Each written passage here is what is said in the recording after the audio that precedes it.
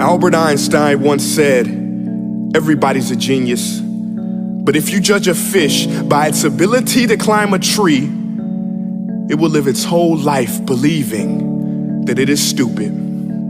Ladies and gentlemen of the jury, today on trial we have modern day schooling. Glad you could come. Not only does he make fish climb trees, but also makes them climb down and do a 10-mile run. Tell me, school, are you proud of the things you've done? Turning millions of people into robots, do you find that fun? Do you realize how many kids relate to that fish?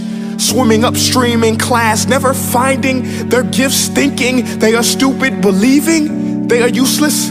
Well, the time has come, no more excuses. I call school to the stand and accuse him of killing creativity, individuality, and being intellectually abusive. He's an ancient institution that has outlived his usage. So, Your Honor, this concludes my opening statement, and if I may present the evidence of my case, I will prove it. Proceed. Exhibit A. Here's a modern day phone. Recognize it? Here's a phone from 150 years ago. Big difference, right? Stay with me. Here's a car from today, and here's a car from 150 years ago.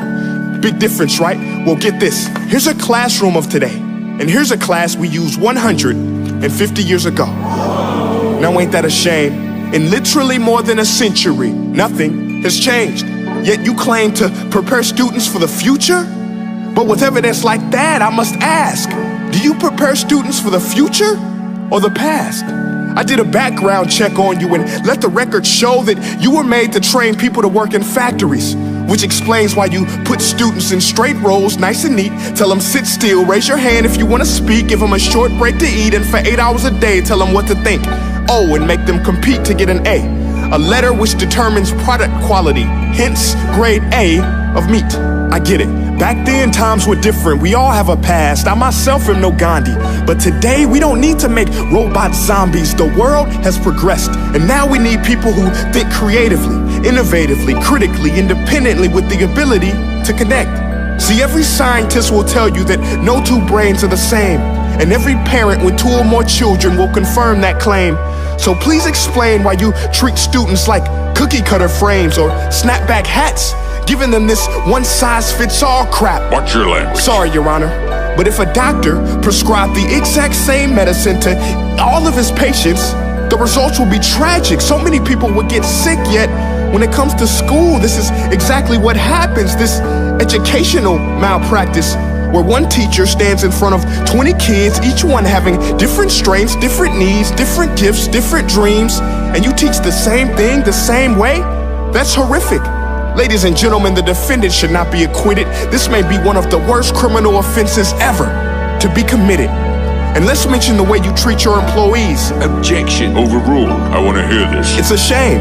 I mean, teachers have the most important job on the planet, yet they're underpaid?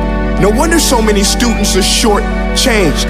Let's be honest, teachers should earn just as much as doctors, because a doctor can do heart surgery and save the life of a kid, but a great teacher can reach the heart of that kid and allow him to truly live. See, teachers are heroes that often get blamed, but they're not the problem. They work in a system without many options or rights. Curriculums are created by policymakers, most of which have never taught a day in their life. Just obsessed with standardized tests. They think bubbling in a multiple choice question will determine success. That's outlandish. In fact, these tests are too cruel to be used and should be abandoned, but don't take my word for it. Take Frederick J. Kelly, the man who invented standardized testing, who said, and I quote, "These tests are too cruel to be used and should be abandoned." Ladies and gentlemen of the jury, if we continue down this road, the results will be lethal. I don't have much faith in school, but I do have faith in people. And if we can customize healthcare, cars, and Facebook pages, then it is our duty to do the same for education, to upgrade it, change it, do away with school spirit, because that's useless. unless we're working to bring the spirit out of each and every student. That should be our task. No more Common Core. Instead, let's reach the core of every heart in every class. Sure, math is important, but no more than art or dance. Let's give every gift an equal chance. I know this sounds like a dream, but countries like Finland are doing impressive things.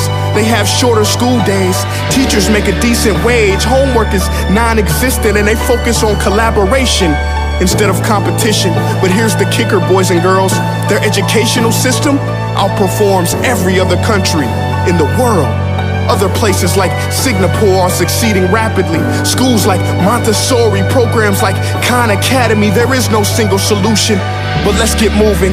Because while students may be 20% of our population, they are 100% of our future. So let's attend to their dreams, and there's no telling what we can achieve. This is a world in which I believe, a world where fish are no longer forced to climb trees. I'll rest my case.